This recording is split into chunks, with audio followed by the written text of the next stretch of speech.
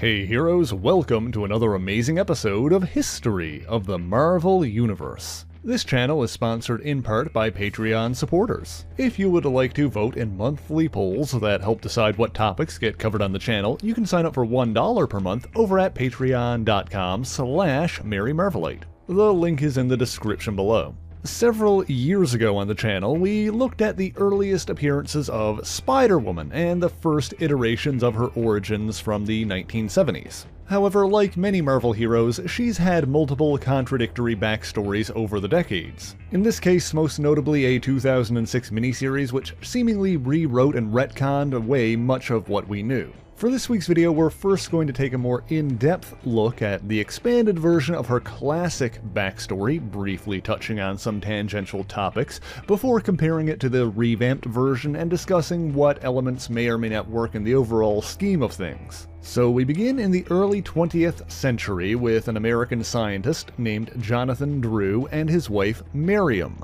There's been some conflicting information on Miriam's nationality, with one official source listing her as British while another refers to her as French. That's to say nothing about the multiple different ways her name would be spelled. Anyway, Jonathan was a zoologist who specialized in the study of arachnids. The couple had a daughter named Jessica who was born in London sometime around 1924. In 1928, while attending a convention in Geneva, Switzerland, Jonathan Drew befriended an English geneticist, Herbert Edgar Wyndham. Around the year 1930, after her uncle passed away, Miriam inherited a tract of land in the Balkan nation of Transia. At the same time, Wyndham proposed that he and Drew pool their resources so they could conduct their controversial research away from prying eyes. You see, Jonathan believed that by infusing humans with specific traits from arachnids, mankind would be equipped to survive in a world plagued by pollution and radiation.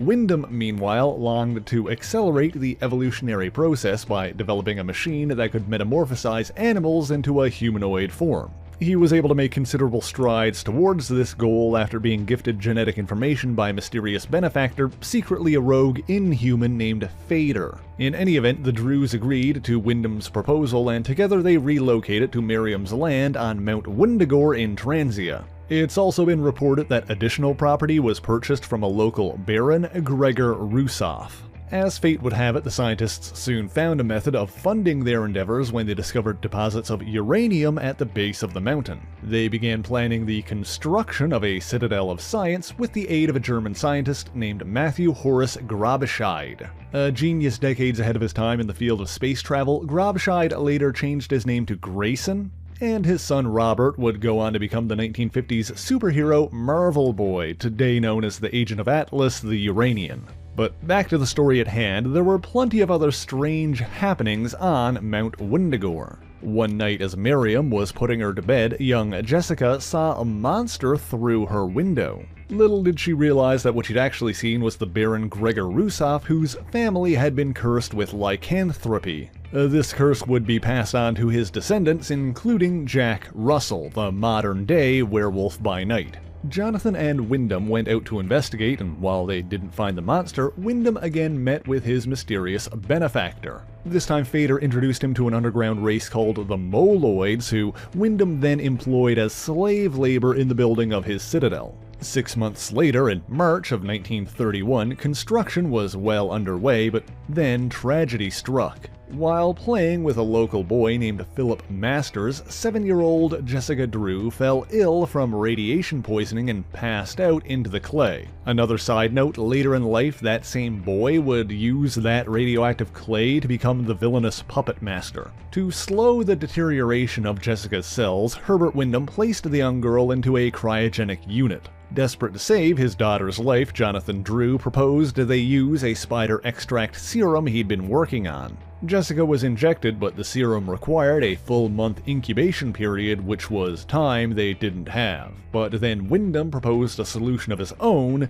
to use his own genetic accelerator to hasten the effects. Miriam, however, could not watch her child being used as a test subject and walked out. While Jessica's condition stabilized, later that night, Jonathan began to worry when Miriam still hadn't returned. The two men went out to search for her, but it was Wyndham who found her body. He briefly caught a glimpse of her attacker, the werewolf, Gregor Russoff, before it disappeared into the night. When Jonathan arrived, Wyndham lied, telling him she appeared to have fallen from the mountain. Wyndham feared that if Jonathan knew that Miriam was murdered by an unseen creature, he probably would have blamed the Moloids. The earliest tellings of the story state that it was Strain that killed Miriam Drew, but one could consider that a misconception based on Wyndham's lie. After that, Jonathan left Wundagore with the intent of returning to America. Wyndham continued Jessica's treatments regardless, using his devices in conjunction with Jonathan's serum. However, the process would take years for her to fully recover, and so the girl was placed into a kind of stasis, during which time she aged slowly and received subliminal education.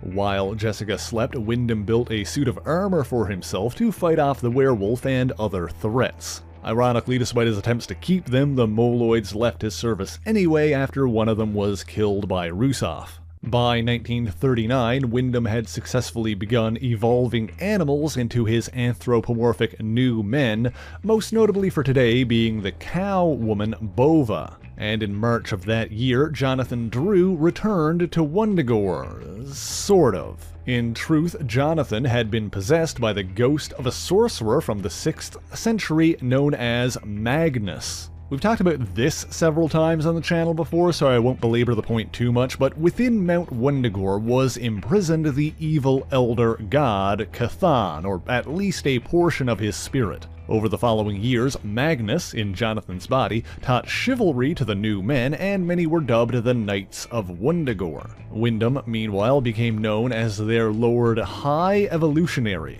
Eventually, Chthon attempted to rise again, but was thwarted by the High Evolutionary, Magnus, and the Knights of Wundagore. Following that, Magnus departed once again and released Jonathan Drew's body. Closer to the modern day, after decades in stasis, Jessica Drew finally awakened, having physically aged only a few years. She was initially raised by the High Evolutionary, but as he became more obsessed with his work, Jessica was left in the care of Bova, the cow woman. She lived on Wundagore among the other evolved animal people, but these new men shunned her for being different from them. Years passed, and eventually, of course, the Marvel Age of Heroes arrived. After an encounter with the thunder god Thor and the failure of his lupine creation, the Man-Beast, the High Evolutionary decided to leave the Earth. While the rockets designed by Horace Grabscheid propelled his entire citadel into space, Bova and Jessica decided to remain behind. Jessica settled in a nearby transient village where she found work as a barmaid. There, she met and fell in love with a young local man named Vladislav, no connection to Vladislav Shinsky. However, tragedy struck again when a group of neighbors decided to startle the young couple as a prank. Jessica's powers manifested for the first time, and she accidentally struck her lover with a fatal venom blast from her hand. An angry mob soon formed, and Jessica fled while the trauma of what happened clouded her memories. However, she was found and rescued by a man named Count Otto Vermis. He was a member of the subversive terrorist organization Hydra, and recruited Jessica into their midst. While training with them, Jessica discovered and honed her powers, including greatly enhanced strength, speed, agility, senses, the ability to cling to walls like a spider, and of course her bioelectric venom blasts. Hydra also used a mind probe to learn pieces of her past while keeping her memories suppressed. She was given the name Arachne, as well as a red and yellow costume that aided in her ability to glide. Hydra also manipulated Jessica by ordering an operative named Jared Kurtz to get close with her and become her lover. When Jared was subsequently captured by the international counter-terrorism agency SHIELD, Arachne was motivated to attack their director, Nick Fury. But during the ensuing conflict, she learned of Hydra's terrorist activities, as well as how they and Jared had simply been using her to strike at Fury. Enraged, Arachne returned to Vermis's castle in Austria to confront him. However, Vermis manipulated her once again, using partial memories to trick her into thinking that she was actually a spider who'd been evolved to human form by the High Evolutionary. He then attempted to escape in a rocket after using a poison gas pellet to try and kill Arachne. Fortunately, Jessica's powers rendered her resistant to most poisons and she gave chase. After she damaged his ship's tail fin, Otto Vermis crashed into the side of a mountain, ending his life. But the conflict and apparent revelations about her creation left her addled. Soon after, she was recaptured by Hydra and brainwashed into serving as their operative once again. Now calling herself Spider-Woman, she was sent to attack Ben Grimm, the Thing, in England. She also abducted Grimm's girlfriend, Alicia Masters, ironically the stepdaughter of her forgotten childhood friend, Philip Masters. Using genetic material harvested from Jessica, Hydra mutated Alicia into a monstrous spider-like form. Fortunately, Spider-Woman was ultimately freed from her brainwashing and helped Grimm rescue and restore Alicia. Not long after that, Spider-Woman and the Thing also encountered a former follower of Chthon, Modred the Mystic. Using his own powers, he magically unlocked Jessica's memories, which returned to her shortly thereafter. Following that, she redesigned her cowl and dyed her hair black, giving Spider-Woman a new look. She also remained in London to search for clues on what happened to her father after he left Wundagore. Her search was complicated by her pheromone power, which she didn't yet have any control over. However, answers would come after she met Magnus, the 6th century sorcerer who'd previously possessed her father. Having taken a new host body, Magnus brought Jessica to America and revealed that Jonathan Drew had been murdered, but he didn't know who was responsible. During their subsequent investigation, Spider-Woman encountered villains like the Brothers Grimm, clashed with Gregor Russoff's werewolf descendant Jack Russell, helped Magnus battle his former teacher, the half-fairy sorceress Morgan Le Fay, and started dating a S.H.I.E.L.D. agent by the name of Jerry Hunt. With access to S.H.I.E.L.D. computers, their collated evidence pointed them towards a company called Pyrotechnics Incorporated. As it turns out, Pyrotechnics intended on using Jonathan's research as part of a plot to overthrow the United States. They intended on accomplishing this by using a neutron bomb, but rendering their own troops immune to the deadly radiation with Drew's spider serum. When Jonathan tried to escape, he was killed by a man named James Wyatt, one of the heads of Pyrotechnics. This conspiracy was ultimately uncovered, and Pyrotechnics was thwarted by Spider-Woman and her allies.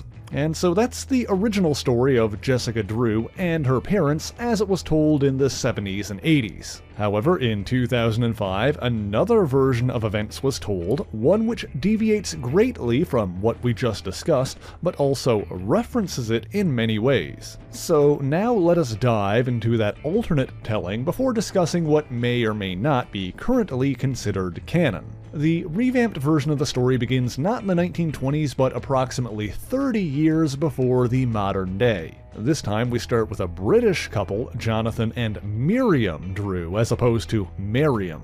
Jonathan again conducted his research on Wundagore Mountain, but in this version of events, Jessica was not yet born when they moved there. And one of the biggest additions to this version is that Jonathan Drew was working with Hydra the entire time. Additionally, there's a strong implication here that the High Evolutionary was not involved in these events. Instead, Jonathan's contact with Hydra was one General Wyndham, same last name, a covert Hydra agent within the British government. Furthermore, they had a housemaid named Bova, but she was very human and not an evolved cow woman. The Drews also worked alongside a scientist named Miles Warren, which is also relevant. He eventually left to pursue his own cloning research, but we'll discuss the significance of that later. Together they developed a machine called a DNA compiler, which used laser technology to identify DNA traits in different species of spider and activate them in others. Notably in Transia, they studied a red species with yellow markings called the Wundagore Widow.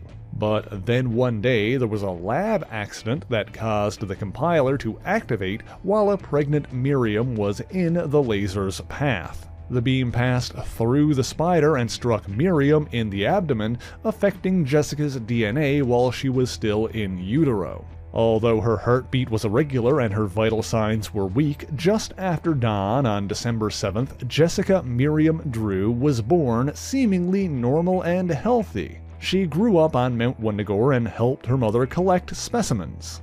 During one such excursion, after turning her back for a moment, Miriam saw Jessica handling one of the most venomous and aggressive spiders on Earth. However, Jessica released the widow without issue and apologized for damaging its web. But it wasn't long after that when Jessica fell ill as she began to be affected by her altered DNA. During this time, her mother worried about her and Bova watched over her, but her father was caught up in the possibilities she presented. He began treating her with a series of injections, effectively using her as a guinea pig. When Miriam found out what her husband was doing, she tried to stop him and he attacked her. Jessica tried to save her mother and, for the first time, used her bioelectric venom blast power. She passed out and was found by Hydra, who put her into a state of suspended animation for over a decade. When she awakened as a 17-year-old, General Wyndham told her that she'd been in a coma for 11 years and that her parents had passed away. This was a lie, of course, part of a grand manipulation to recruit Jessica into Hydra. Wyndham also brought in Marvin Flum, a psychic mutant known as Mentalo, to implant delusions based on her memories that would torment her if she defied Hydra. She remembered her nanny, Bova, but visualized her as the cow woman that we know. Instead of her father attacking Miriam, she remembered a werewolf, another clear reference to the previous version of events. Finally, she had a striking vision of the High Evolutionary standing tall over Mount Wendigo. The implication here would be that he actually had nothing to do with Spider-Woman's origins and was simply a mental delusion created by Mentalo. This series on its own could even imply that the High Evolutionary never existed, as the Hydra commander she served is even named Herbert Wyndham in the recap pages. However, that obviously doesn't work in the grand scheme of things, since the Evolutionary has had plenty of appearances and involvement in other stories both before and after this one. In any event, more recent comics have confirmed that the Drews did indeed work with the High Evolutionary, but we'll dig into that in a little more detail after we finish recapping the Revamped Origin. Things proceeded a little more similarly to the classic stories from here, in any event, with Jessica being recruited into Hydra and falling in love with a fellow agent named Jared. The recap pages in the book refer to him as Jared Gold, whereas official handbooks referencing the old stories called him Jared Kurtz, but that could be hand-waved away by assuming that one or both names were an alias, and in the actual stories they really just call him Jared anyway. One added detail here is that Jessica was trained by the supervillain mercenary Taskmaster, which totally fits in either version of events. Like before, she gained the first incarnation of her red and yellow Arachne costume, and like before, she was motivated to attack Nick Fury when S.H.I.E.L.D. ostensibly captured Jared. The details of the following encounter differed from the original telling, with Arachne being surrounded and forced to listen to Fury. But she did learn about Jared's terrorist acts on behalf of Hydra, just like the original story. A bigger difference here is that Fury knew who Jessica was because he knew who her parents were, but like before, he allowed her to escape. The whole sequence basically feels like a modern remake of her introduction in Marvel Spotlight number 32 from 1977. However, noticeably absent from this redone version thus far is Count Otto Vermis. In the updated version, instead of going straight for him, she tracked and battled Hydra over the following 2 years. She captured Jared, tied him to the seat of an airplane cockpit, and then crashed the plane into General Wyndham's Hydra base, killing Jared and disfiguring Wyndham.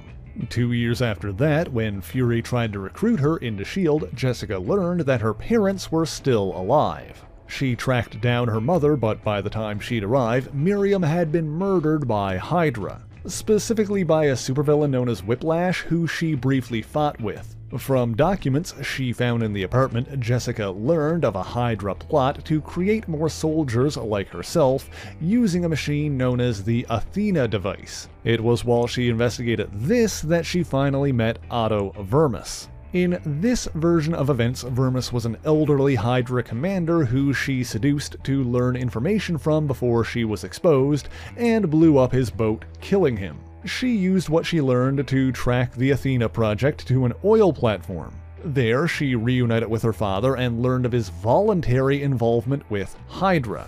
Before that, it was believed that her parents did not know that they were working with Hydra, and while that may have initially been true for Miriam, it was not the case for Jonathan. She also battled with the Hydra-created Spider-Woman until the oil platform was destroyed, ending Project Athena. Meanwhile, Jonathan Drew was killed by Madam Hydra herself to keep him from falling into S.H.I.E.L.D. custody. General Wyndham presumably went down with the oil platform, Jessica was rescued by S.H.I.E.L.D., and although she was offered a place in the agency, she instead used her powers to become the costumed crime fighter Spider-Woman. So that's the revamped version of her origin story from 2006, and obviously it conflicts greatly not just with flashbacks of her backstory from classic comics, but the events of many early Spider-Woman stories in general. In fact, official handbooks published after Spider-Woman Origin have still referenced the classic 70s and 80s version of the story as being canon. Aspects of the story, like the implication that the High Evolutionary never existed, or that Bova was a human woman and not a cow, simply do not gel with the rest of the Marvel Universe. That would be like trying to say that Spider-Man never existed. Unfortunately, it can't simply be dismissed out of hand as an alternate reality because the 2009 Spider-Woman series references the newer version as her canonical backstory. Furthermore, the 2020 Spider-Woman series also explicitly references the revamped version. When Jessica first encounters Otto Vermis's daughter, Octavia, the flashback to Otto's death is specifically the version from Spider-Woman Origin. Then in issue number 4, the flashback depicting Spider-Woman's origin is also very much the revamped version. The accident involving the DNA compiler, Jessica's attempts to save her mother from her father, him turning her over to Hydra while Miriam went on the run.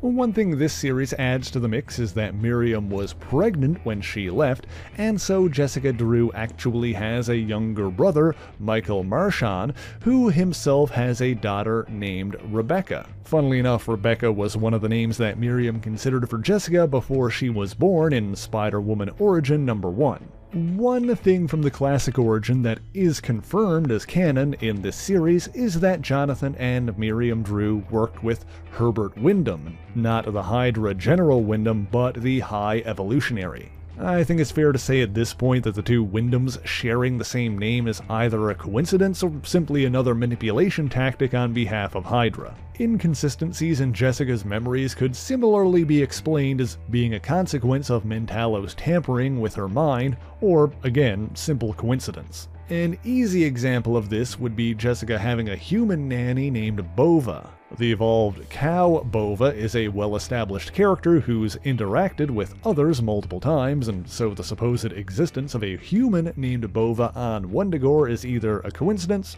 some kind of manipulation, or simply a lie. Another obvious contradiction between the classic stories and the revamped versions are the varying ways certain characters have died, specifically Otto Vermis and Jonathan Drew. While trying to reconcile the inconsistencies between both stories and fit them into a single cohesive canon would probably be an effort in futility without an official source to simply rewrite them together so that they make sense, I think the deaths are something we can at least speculate on. If, for the sake of argument, Spider-Woman did assault Otto Vermis's castle after her initial attack on Nick Fury, one could assume that he actually survived his rocket crashing into the cliffside, only to perish several years later when Jessica destroyed his boat. Similarly, there's no reason to think that Jonathan couldn't have worked for Pyrotechnics after leaving Wendigo, survived an assassination attempt by James Wyatt, and continued working with Hydra until his eventual reunion with his daughter and death at the hands of Madam Hydra.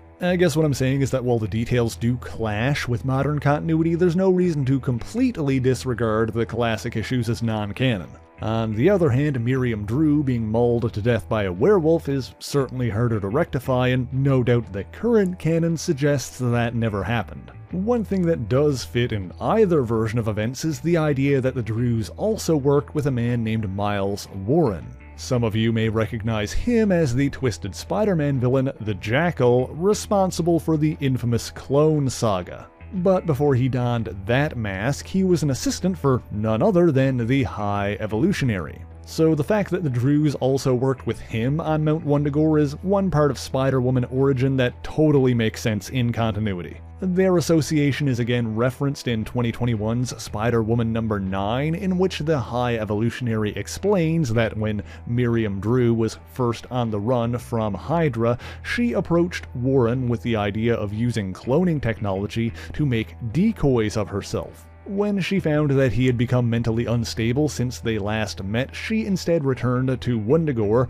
and brought her request to the High Evolutionary, who agreed to help her. But for the rest of that story, you can read the first 10 issues of the most recent Spider-Woman series for yourself. I will point out that another thing this series brings back from the classic story is the idea that Jessica is significantly older than she appears. Here it's revealed that Hydra kept Jessica in stasis for much longer than they initially claimed, and so the timeline could be a bit closer to the classic version than was suggested in Spider-Woman Origin. But that's all I've got for you for this week, so if you enjoyed this video, please leave a like, share the video, and subscribe for more marvelous content. As always, the issues referenced in this video are listed in the description below if you would like to read them for yourself, as well as links to other places you can find me, including my Patreon page, where for only $1 a month you can get your name in these special thanks here. So until next time, true believers, Excelsior!